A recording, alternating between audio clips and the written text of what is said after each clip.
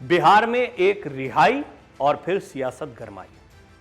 बड़े सवाल खड़े हो रहे हैं कि हत्या के दोषी एक व्यक्ति को जब छोड़ा जाता है या रिहाई मिलती है तो उसमें सियासत क्या हो सकती है, और फिर उसको अगर हीरो की तरह प्रोजेक्ट किया जा रहा है तो ये कितना गंभीर मामला है। लेकिन इस मामले को बहुत गहराई से समझना जरूरी है। जिस शख्स की हम बात कर रहे हैं उनका नाम है आनंद मोहन, और बिहार में कितने ताकतवर हैं आनंद मोहन, ये समझने जैसी बात है। आनंद मोहन की रिहाई पर संग्राम क्यों छिड़ा हुआ है, ये भी हम आपको बताएंगे। बिहार सरकार ने अचानक कानून में बदलाव क्यों किया है, ये एक बड़ा सवाल खड़ा हुआ है, इसको समझने की कोशिश करते हैं। सांसद रहे हैं और बाहुबली नेता के तौर पर पहचान रही है आनंद मोहन की। इनकी रिहाई पर दिल्ली से बिहार तक सियासी बवाल मचा हुआ है। आनंद मोहन की रिहाई के विरोध में बहुजन समाज पार्टी से लेकर आईएएस एसोसिएशन तक उतर आए हैं। बसपा ने इसे नीतीश सरकार का दलित विरोधी कदम बताया है। वहीं भाजपा में इसे लेकर दो मत दिखाई दे रहे हैं। भाजपा के कुछ नेता रिहाई का विरोध कर रहे हैं तो दूसरी ओर केंद्रीय मंत्री गिरिराज सिंह जैसे नेता इसके समर्थन में हैं। सवाल यह है कि आखिर आनंद मोहन की रिहाई पर संग्राम क्यों छिड़ा है। बिहार में आनंद मोहन कितने ताकतवर हैं, बिहार सरकार ने अचानक कानून में बदलाव क्यों किया, आइए जानते हैं। सबसे पहले हम आपको बताते हैं कि चर्चा में आनंद मोहन क्यों हैं, कौन हैं।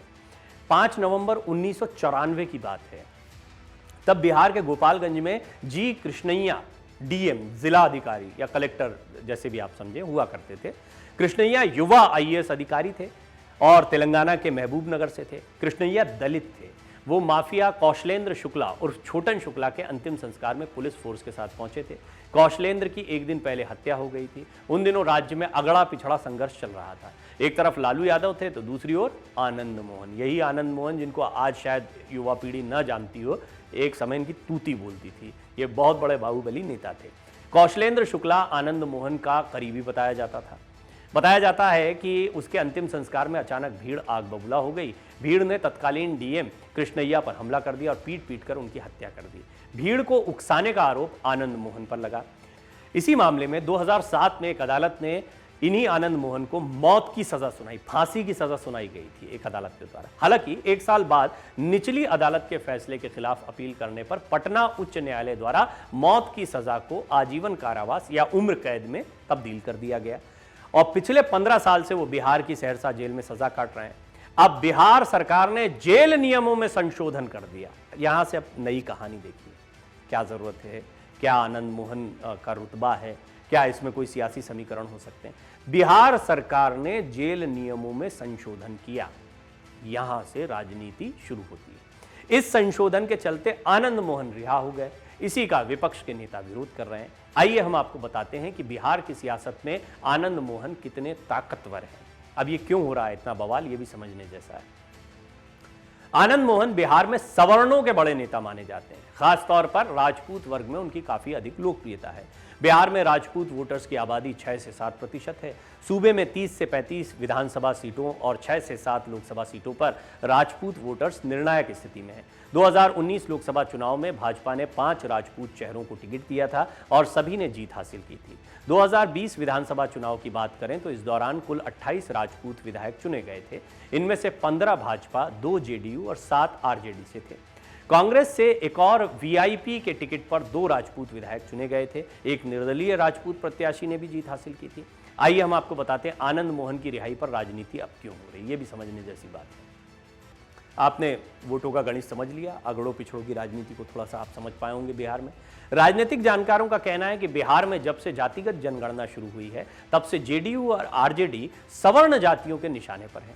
नीतीश कुमार और तेजस्वी यादव को यह मालूम है कि अगर ये नाराजगी अगले साल यानी लोकसभा और फिर उसके बाद विधानसभा चुनाव तक जारी रहती है, इसका नुकसान हो सकता है। यही कारण है कि नीतीश सरकार ने जेल नियमों में बदलाव किया, ऐसा विपक्ष का आरोप है। ऐसा सियासी तौर पर कहा जा रहा है। कहा यह भी जाता है कि यह बदलाव तेजस्वी यादव के दबाव में किया गया है। इस फैसले से सवर्ण वोटर्स की नाराजगी कम करने की कोशिश हुई है। बिहार में करीब 20% सवर्ण वोटर्स हैं। कई विधानसभा सीटों पर इनकी संख्या काफी अधिक है। ऐसे में आनंद मोहन के सहारे सारे राजनीतिक दल इन वोटर्स को खुश करने की कोशिश कर रहे हैं। आनंद मोहन के बेटे पहले से ही आरजेडी के विधायक हैं। अब ये पूरी जो रिहाई है ये किस तरीके से बीजेपी के लिए एक मुसीबत बन सकती है, क्योंकि आनंद मोहन की रिहाई पर बीजेपी बटी हुई दिखाई दे रही है। आनंद मोहन की रिहाई होने पर भाजपा 2 खेमों में बट गई। राज्य के वरिष्ठ नेताओं की सोच अलग है और केंद्र के जो नेता हैं उनकी सोच अलग है। बहुत समझने जैसा समीकरण है। बिहार की राजनीति में स्थानीय नेताओं को जनता के बीच जाना, यानी आनंद मोहन की रिहाई के खिलाफ बोलना उनको लगता है नुकसान पहुंचा सकता है, जिसका फायदा नीतीश कुमार उठाना चाहते हैं, जैसा कहा जा रहा है राजनीतिक विश्लेषकों के द्वारा। लेकिन केंद्रीय नेतृत्व जो नीतीश कुमार सीधे उनके खिलाफ, तो नीतीश कुमार के खिलाफ कोई मुद्दा उठाना है, नीतीश कुमार ने कुछ किया है जिसको गलत ठहराया जा सकता है, तो केंद्रीय नेतृत्व उस पर सीधा हमला करेगा। तो यहां पर दो भागों में आपको बीजेपी बटी दिखाई देगी। केंद्रीय नेतृत्व के उलट रुख अपनाते हुए फैसले को न सिर्फ जो राज्य का नेतृत्व है वो उचित ठहरा रहा है, बल्कि आनंद मोहन को पीड़ित, निर्दोष और बेचारा बताते हुए राज्य सरकार से प्रायश्चित करने की मांग भी कर रहा है। अलग अलग रुख से यह संदेश जा रहा है कि पार्टी राज्य में दलित बनाम राजपूत की सियासत में उलझ गई है। बीजेपी के आईटी प्रकोष्ठ के मुखिया और प्रवक्ता अमित मालवीय ने इसे शर्मनाक बताया। उन्होंने कहा था कि बड़े शर्म की बात है कि एक दलित आईएएस अधिकारी के हत्यारे की रिहाई के लिए सरकार ने नियमावली में शर्मनाक तरीके से बदलाव किया। मालवीय के बाद केंद्रीय नेतृत्व के रुख का अनुसरण करते हुए पूर्व डिप्टी सीएम सुशील मोदी और विधानसभा में नेता प्रतिपक्ष विजय सिन्हा ने भी नीतीश सरकार पर हमला बोला। मोदी ने कहा कि आनंद मोहन के बहाने सरकार मुस्लिम यादव समीकरण के दुर्दांत अपराधियों पर मेहरबान है, जघन्य मामलों में सजा याफ्ता बंदियों की रिहाई असंवैधानिक है। अब केंद्रीय नेतृत्व के रुख के उलट केंद्रीय मंत्री गिरिराज सिंह ने आनंद मोहन को बेचारा बताया। उन्होंने कहा कि बेचारे आनंद मोहन लंबे समय तक जेल में रहे, उन्हें बलि का बकरा बनाया गया था, जबकि पूर्व केंद्रीय मंत्री राजीव प्रताप रूडी ने कहा कि उन्हें जानबूझकर षड्यंत्र का शिकार बनाया गया था। अब आप देखिए, ये भी दो कोई छोटे नाम नहीं है, ये दोनों नेता बिल्कुल उलट रुख रखते हैं। अब राज्य सरकार को प्रायश्चित करते हुए सीएम नीतीश कुमार और लालू प्रसाद यादव को माफी मांगनी चाहिए, ये बात भी कह रहे हैं स्थानीय नेता। अब जानिए बिहार की राजनीति में कितना बड़ा नाम है आनंद मोहन का, क्यों बढ़ गए, स्थानीय नेताओं को क्यों लगता है नुकसान हो जाएगा। तो आनंद मोहन का कद भी समझना जरूरी है, खासतौर पर राजनीतिक तौर पर। आनंद मोहन बिहार के सहरसा जिले के पचगछिया गांव से आते हैं। उनके दादा राम बहादुर सिंह एक स्वतंत्रता सेनानी थे।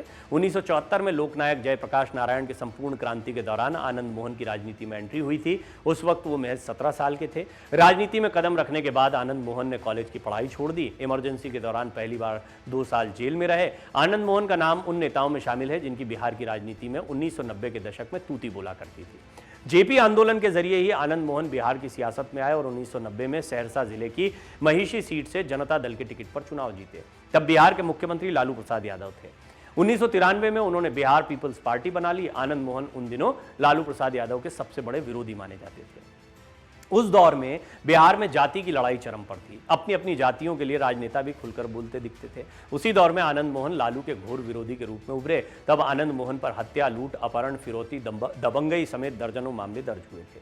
अगड़ी जातियों में उनकी धमक का अंदाजा इसी से लगाया जा सकता है कि 1996 में जेल में रहते हुए ही आनंद मोहन ने शिवहर लोकसभा सीट से चुनाव लड़ा और जीत हासिल की। 1998 में आनंद मोहन शिवहर लोकसभा क्षेत्र से दोबारा सांसद चुने गए थे। ये डिटेल्ड रिपोर्ट मैंने आपके सामने रखी। मैं चाहता हूं आप खुद इस पर विचार करें। बहुत से लोग आप में से बिहार की राजनीति को जानते समझते होंगे, इस मुद्दे को जानते होंगे। जो नहीं भी जानते उनको काफ़ी डिटेल्ड जो है वो इस रिपोर्ट के जरिए मिली होंगी कि आनंद मोहन की शुरुआत कैसी रही, कद क्या है, वहीं इस पर किस तरीके से बीजेपी बटी हुई दिखाई दे रही है, और फिर जेल कानूनों में संशोधन करना, ये कहीं क्या दिखाता है कि आनंद मोहन को बाहर करने की या उनकी रिहाई की कोई कोशिश थी। और फिर बीजेपी के कुछ बड़े दिग्गज नेताओं का ये कहना कि उनको बलि का बकरा बनाया गया था। ये कुछ ऐसी बातें जो ये बताती हैं कि क्या आनंद मोहन के जरिए राजनीतिक दल फायदा उठाना चाहते हैं। एक ऐसा व्यक्ति जिसे एक बार अदालत ने फांसी की सज़ा दी, हालांकि हायर कोर्ट ने इस सज़ा को उम्र कैद में तब्दील कर दिया। फिर उसके बाद में जेल कानूनों में संशोधन होने के बाद में उनकी रिहाई हो रही है। अब ये बड़े सवाल खड़े हो रहे हैं कि क्या राजनीतिक लाभ के लिए सब हो रहा है। ये सवाल मैं आपके सामने छोड़ता हूँ, आप अपनी प्रतिक्रिया इस पर ज़रूर दें। मन से उजाला कर चले, मन से उजाला